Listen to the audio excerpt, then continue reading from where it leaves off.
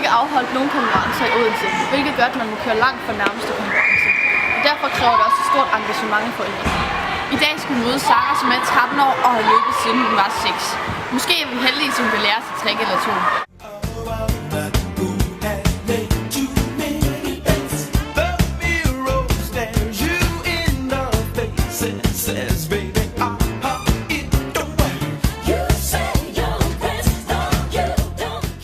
Jeg hedder Sofie, og jeg er 12 år.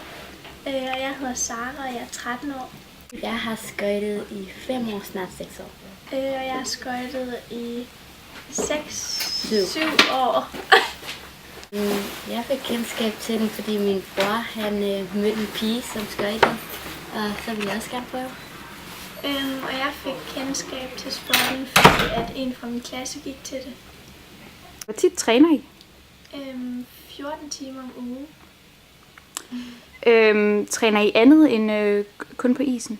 Vi træner også ballet 2 gange om ugen, og så overfejs det er sådan noget, der hedder styrke overfejs. og konditionstræning.